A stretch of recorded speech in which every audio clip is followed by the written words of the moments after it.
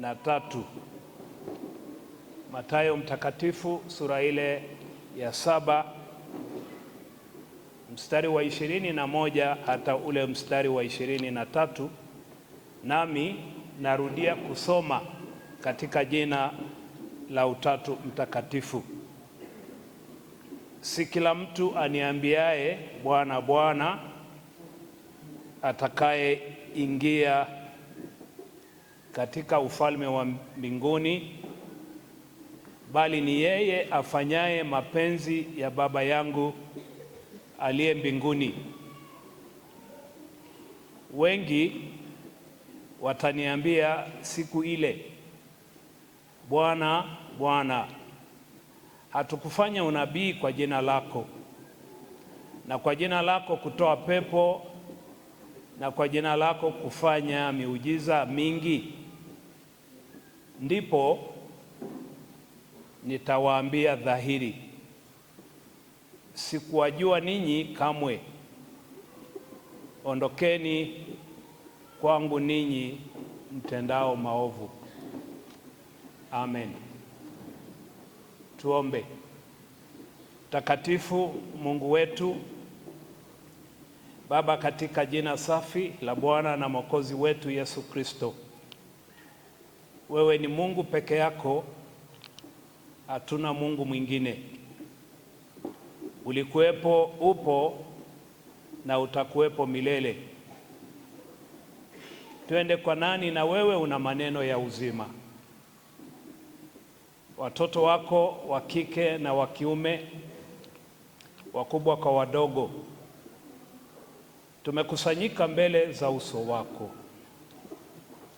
Tunatamani kusikia sauti yako, tunatamani kusikia mafundisho yako na maonyo yako. Na kwa ajili hii tunakukaribisha sasa, uwe pamoja nasi, na kwa njia ya neno lako utufundishe, utuelekeze, lakini pia utuonyeshe njia ipasayo, ili tupate kuishi si tu kama watendakazi pamoja nawe, lakini kama watumishi na wanafunzi wako. Kwa Yesu Kristo Bwana na Mwokozi wetu tumeomba na kukushukuru. Amen. Tafadhali tuketi.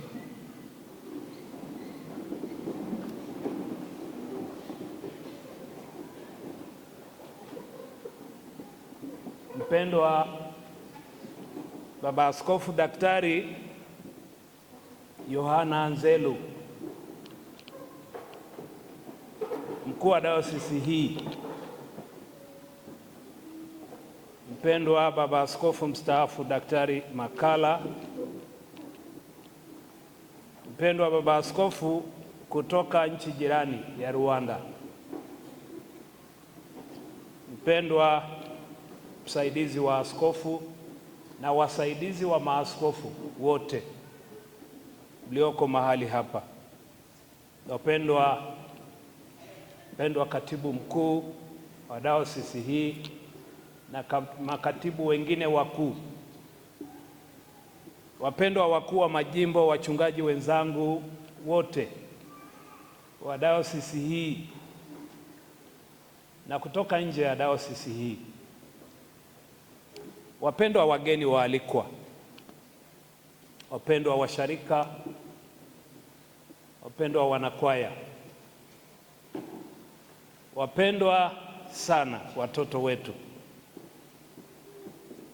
wapendwa maharusi wetu mnaoingizwa na kusimikwa kazini leo, wadiakonia, wachungaji, wapendwa wanahabari, ninyi mnaochukua habari, wapendwa sisi wote tuliokusanyika mahali hapa, na wasalimu katika jina safi la Bwana na Mwokozi wetu Yesu Kristo. Bwana Yesu asifiwe. Amen. Kama nilivyosema, leo ni siku ya pili baada ya Utatu, na kichwa kinachotuongoza siku ya leo na wiki hii ni kile kinachosema Yesu ni mlango wa kuingia mbinguni. Kabla ya kutafakari neno hilo tulilopewa na kanisa letu, napenda nitumie nafasi hii kusema mambo matatu. Jambo la kwanza, Baba Askofu, napenda kutumia fursa hii kumshukuru sana Mungu wetu kwa ulinzi wake na kwa utunzaji wake katika maisha yetu. Na kwa namna ya pekee napenda nitumie fursa hii kumshukuru Mungu aliyetupa fursa hii adimu ya kukaa mezani pake, kumsikiliza na kujifunza kile ambacho anatamani sisi tukijue. Najua sote kwamba tumekuja kuabudu na tumezoea kusema tunakuja kuabudu, lakini naomba leo niweke neno tofauti. Hatukuja tu kuabudu, maana kama tungekuwa tumekuja kuabudu tu kama ilivyo mazoea yetu, basi tungekuwa na uchaguzi wa kutokuja. Lakini leo tumekuja kupokea kile ambacho Mungu ameandaa kwa ajili ya kila mmoja wetu, na katika hili hatuna uchaguzi, maana tusipotii tutakuwa tumepishana na gari la mshahara. Ndugu zangu wapendwa, sambamba na kumshukuru Mungu aliyetualika sote katika ibada hii, napenda kutumia nafasi hii kukupongeza Baba Askofu Nzelu kwa mambo mawili. Yako mengi, lakini kupongeze kwa mambo mawili. Jambo la kwanza ni kupongeze kwa kupata watendakazi wapya katika shamba la Bwana. Si jambo rahisi na wala halipatikani hivi hivi. Ni Mungu peke yake ndiye amekujalia kupata watumishi hawa watakaoongeza nguvu na sauti katika shamba la Bwana. Lakini kwa namna ya pekee ni kupongeze sana Baba Askofu kwa kumpata mchungaji ambaye alikuwa dereva wako. Si jambo lililo rahisi hata kidogo, lakini bila shaka kuna kitu ambacho dereva wako amejifunza kutoka kwako akatamani kuwa mchungaji. Nikupongeze sana, maana kule Masaini tunasema hapati mtu mkorofi, lakini mtu mwema. Umekuwa mwalimu mwema, umekuwa baba mwema, lakini pia mtumishi mwema, si tu kwa familia, sio kwa kanisa, lakini kwa yule uliye naye karibu kila siku unapotembea katika shughuli zako za diocese, lakini pia na kanisa letu. Tunakupongeza sana, na hasa hii imenitia hamasa nimuulize dereva wangu, unawaza nini?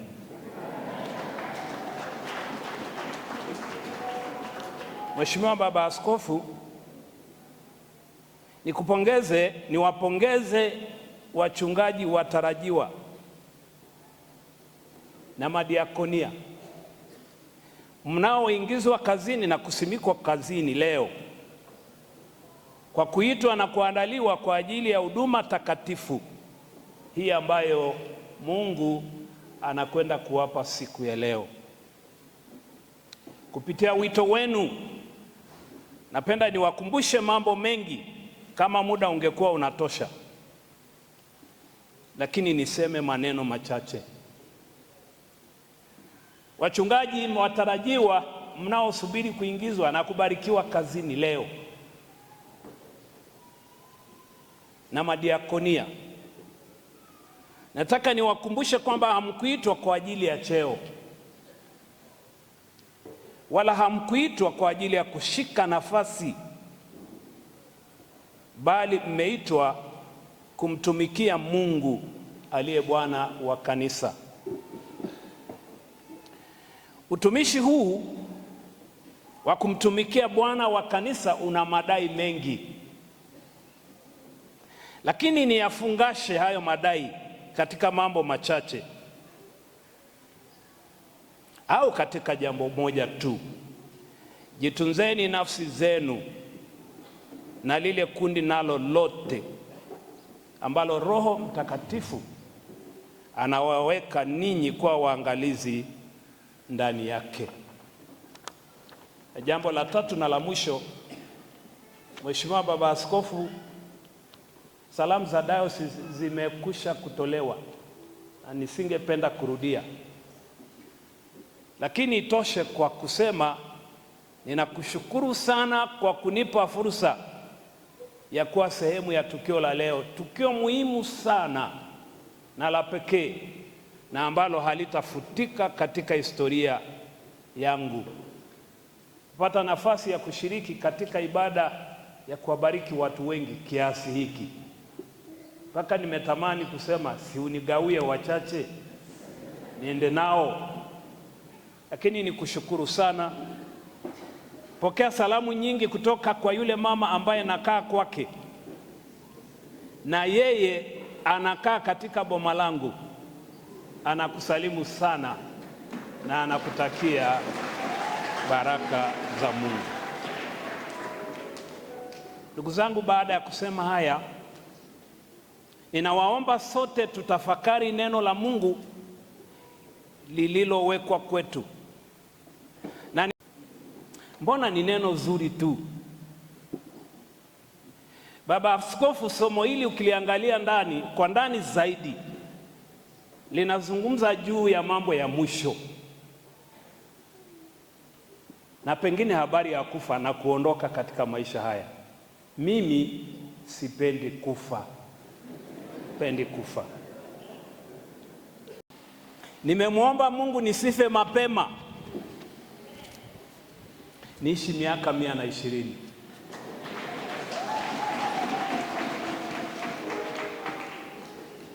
Na nusu yake nimeshapita. Hiyo nusu na ichuchumilia, na naamini Mungu atasikia maombi yangu. Baba Askofu, nalazimika basi kulitumia neno hili, kwani ndilo lililopangwa katika kalenda yetu ya kanisa. Katika maneno haya umewekwa si katika kuimba au kusema, maana wako watu maarufu katika kusema na kuimba vile vile, au kutafuta kufanya miujiza. Na jambo hilo ni lipi? Ni kutafuta kumjua Mungu na kuishi katika mapenzi yake. Biashara yake ilikuwa inayumba, kwa hiyo akashawishika kuamini kila anachoambiwa akilete. Na kweli kesho yake akaja na vitu viwili alivyoagizwa, na akakuta msururu mrefu wa wanaoombewa, na yeye akasubiri zamu yake. Alipoingia, mchungaji huyu alimkaribisha, akamwambia tutafanya maombi ya aina 3. Aina ya kwanza ya maombi ni kuteka anga.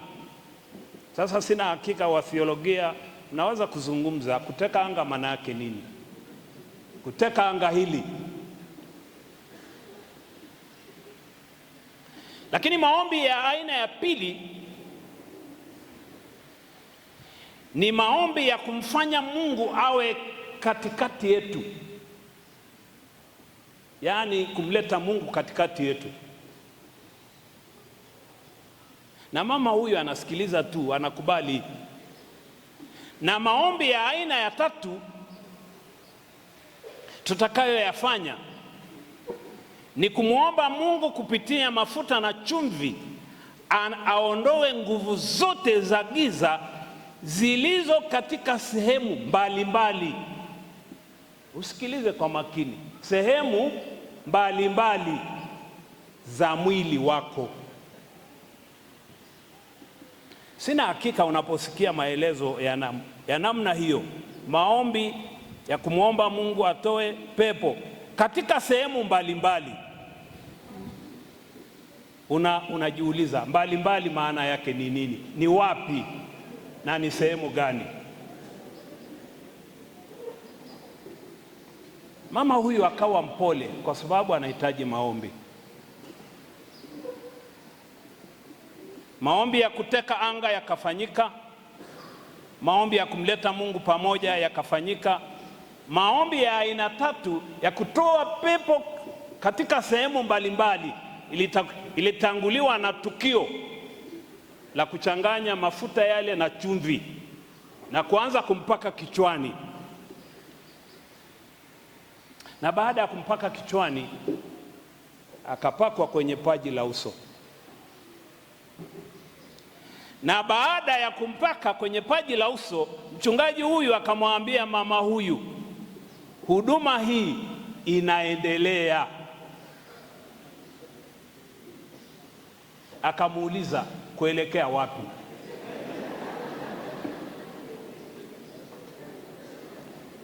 Akamwambia maneno yafuatayo: nguvu za giza mara nyingi zinakaa kwenye kifua, kwenye kifua. Mama huyu akamuuliza, kwa hiyo una maana kwamba nitoe nguo hizi? Akamwambia ndio maana yake. Na mama huyu akaanza kujiuliza, hivi nakuaje? Huyu ni mchungaji na mimi ni mwanamke, nafanyaje? Akaanza kutengeneza nadharia kichwani, akaanza kusema ili apate amani. Akaanza kusema hata kule kwenye tamaduni kijijini na wanawake wa Kiafrika, sehemu hizi za kifuani wala sio shida. Huwa saa ingine tu, hata wakati mwingine tukinyonyesha watoto, wakati mwingine tunalazimika vifua vyetu viwe wazi ili mtoto anyonye kwa uhuru. Akatoa yale sasa mimi nimeaita yale makaptura ya huku kifuani, akatoa.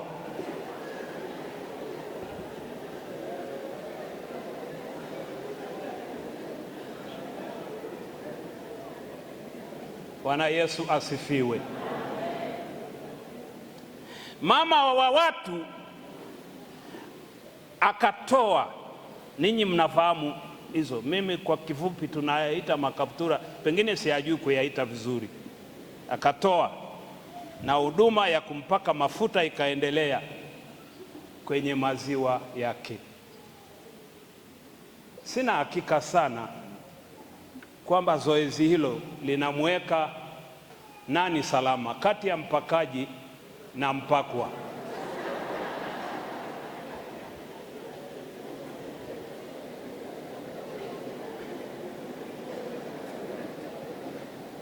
Bwana asifiwe.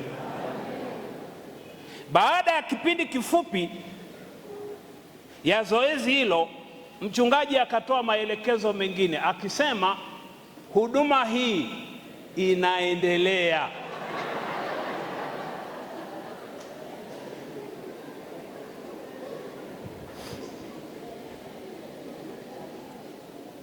Ndugu zangu, niwakumbushe kidogo. Huduma hii imeanza kwenye kichwa, ikaja kwenye paji la uso, na tena nimesahau alipakwa na kwenye viganja vya mikono yake, ikaja kifuani.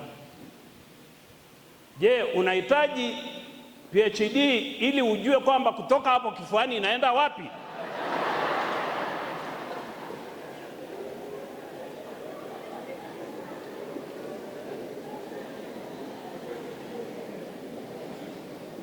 Bwana asifiwe.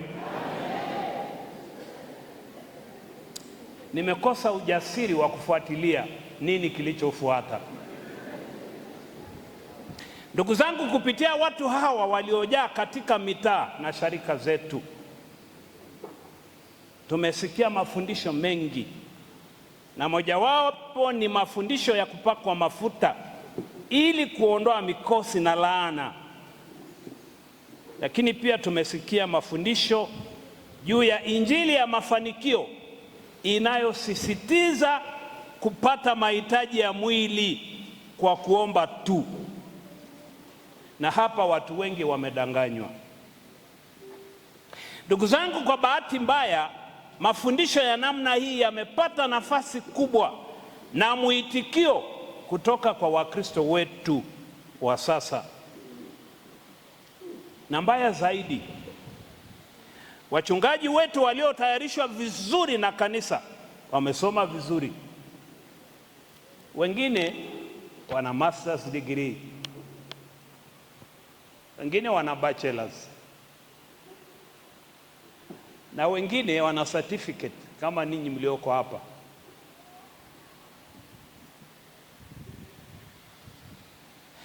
Wamegeukia huko, na wengine sasa haifahamiki kama ni wachungaji au ni wapiga ramli, haifahamiki. Na jambo la kusikitisha, wameacha kufundisha neno la Mungu linalomfunua Yesu Kristo na kumjulisha Mungu katikati yetu. Tena wameacha kutoa sakramenti kwa usahihi wake. Badala yake wamegeuka kuwa waganga wa kienyeji. Na yasema haya ili tusikie sote. Lakini na ninyi mnaobarikiwa leo, mnaosimikwa leo, msiende huko. Ndugu zangu wapendwa,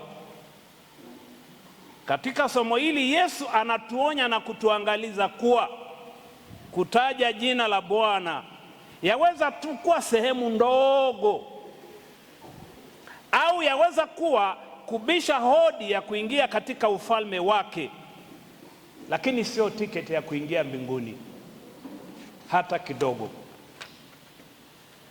Tena kufanya miujiza kwa kutumia jina la Yesu hakutupi ruhusa kuingia katika ufalme wa Mungu. Na tena tufahamu kwamba Mungu hakuruhusu miujiza kwa sababu ya utakatifu wetu, bali kwa sababu ya huruma zake kwa wale wanaohitaji mkono wake. Wapendwa katika Bwana, kutokana na fundisho hili muhimu kwetu, Yesu anatufundisha kuwa twaweza kuwa na muda mrefu kanisani na kufanya kazi nyingi za kanisa. Tena tunaweza kuwa wachungaji wa muda mrefu kanisani, tukawa na vipawa na karama za kutoa pepo na kufanya miujiza mingi, lakini usishangae siku ya mwisho tukawa watu wa kukataliwa. Ndugu zangu wapendwa, uhusiano wetu na Mungu ni zaidi ya kutoa huduma na kufanya kazi mbalimbali za kanisa. Ni kweli na ni ukweli usiopingika kwa wachungaji na kwa Wakristo wa kawaida, kuhubiri, kutoa pepo na kufanya miujiza kwa jina la Yesu ni sehemu tu ya huduma ya kichungaji. Tena kujitoa na kutumika kanisani kwa vipawa na karama mbalimbali alizotujalia Mungu ni jambo jema, lakini jambo la msingi ni hili na kubwa, ni kutafuta kumjua Mungu na kuishi katika mapenzi yake siku zote. Ndugu zangu wapendwa, vigezo vya kuishi katika mapenzi ya Mungu wala sio kubwa, ni kutii, ni kuwa na imani ya kweli katika Yesu Kristo na kujitoa kuishi katika mahusiano yake kati yako na yeye siku zote. Ndugu zangu, tunapotazama maneno ya Yesu, tatizo la wale waliokataliwa siku ya mwisho haikuwa ni kushindwa kufanya miujiza au kutumika kanisani. Tatizo haliko hapo, bali tatizo ni kutokuwa na imani ya kweli katika Yesu Kristo na kushindwa kuishi chini ya mapenzi yake siku zote za maisha yao. Ndugu zangu, ninyi mnaobarikiwa leo na mnaosimikwa leo, kama nilivyosema, kubarikiwa kuwa mchungaji sio cheo, bali ni huduma, tena huduma takatifu. Kubarikiwa kuwa mchungaji ni kutengwa na Mungu kwa ajili ya kazi yake, na wala si kupewa nafasi ya kujidai na kuwaonyesha wengine kwamba wewe ni nani. Ni huduma inayohitaji unyenyekevu, uvumilivu. Ni huduma inayohitaji kujitoa kwa wingi, kumtumikia Bwana wa kanisa siku zote. Lakini haishii hapo tu, bali ni kuwa na mahusiano binafsi na yeye yule ambaye amekuita na kukuweka katika kazi yake siku zote, ili huduma yako isitindike, bali Kristo aonekane katika maisha yako, na hayo yanatosha kuwa mahubiri kweli kweli. Ndugu zangu wapendwa, kichwa tulichopewa siku ya leo ni kile kinachosema Yesu ni mlango wa kuingia mbinguni. Kupitia kichwa hiki, neno la Mungu linatufundisha kwamba njia pekee ya kuingia katika ufalme wake ni Yesu peke yake, wala hakuna mwingine. Kama kuna mtu anafikiri vinginevyo, anajidanganya. Ni Yesu peke yake. Bwana asifiwe! Bwana asifiwe! Bwana asifiwe! Yesu peke yake, wala hakuna kingine, wala hakuna ujanja, wala hakuna nina degree. Hapa hahitaji degree. Wala umekaa kanisani kwa muda gani, hahitaji hiyo. Ni Yesu peke yake. Bwana asifiwe! Bwana asifiwe! Ni Yesu peke yake, wala hapana mwingine. Ndugu zangu, kwa njia ya ubatizo mtakatifu tulipokelewa sote katika ufalme wa Mungu na kufanywa watoto wake, na kwa Roho wake Mtakatifu anatuongoza siku zote na kutuimarisha katika imani ya kweli, ili tusipotee njia. Lakini ninaomba tukumbuke kwamba uwepo wa Roho Mtakatifu katika maisha yetu haupimwi kwa miujiza wala karama mbalimbali tulizo nazo, bali katika tunda la Roho na upendo wetu kwa Mungu na kwa jirani. Tunda la Roho.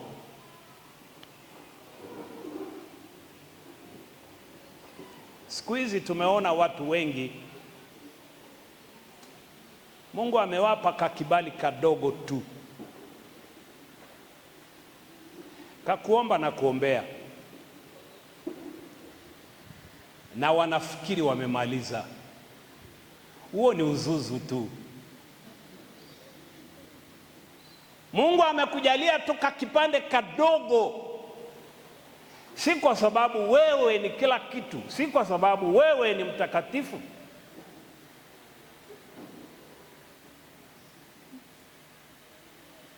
Ndugu zangu, kila mara huwa napokumbuka kwamba mimi ni nani leo, namshangaa Mungu. Na tena nafika mahali pa kusema, hivi ni mimi? Ndugu zangu, mimi niliishi mbugani na kuvaa rubega. Rubega inayofunika upande mmoja. Usiniulize upande ule mwingine inakuwaje, usiniulize. Lakini ninakumbuka nimechunga na nikaliwa na funza, na ninakutana na maji pengine baada ya mwezi au miezi miwili au mitatu. Fikiri mtu anayekutana na maji baada ya miezi miwili mitatu, usingetamani apite karibu na wewe. Lakini ashukuriwe Mungu asiyeyakumbuka mambo ya zamani. Huyu anayesimama mbele yako sio yule aliyevaa rubega, ni mwingine. Bwana asifiwe. Lakini hayo ni kwa neema tu, wala sio kwa ujanja. Tumepewa Roho Mtakatifu si kuonyesha kwamba sisi ni wema na wazuri. Uwepo wa Roho Mtakatifu kwetu ni tunda la upendo wa Mungu kwetu na kwa jirani. Na kupitia ukweli huu sisi sote tunaonywa dhidi ya watu wanaojidai kumjua Mungu katika maisha yao, lakini kumbe ndani yao hakuna kumjua Mungu. Ndugu zangu wapendwa, tukiwa na jukumu la kuzipima hizo roho, maana ni muhimu, tukumbuke kuwa Yesu ndiye njia, kweli na uzima, na hakuna wokovu kwa mwingine isipokuwa ni kwa njia yake. Bwana asifiwe. Bwana asifiwe. Ukweli huu utufute sote kutafuta kwanza ufalme wa Mungu na haki yake yote, na hayo mengine yatakuja tu. Mungu akubariki na Mungu atubariki sote. Amen.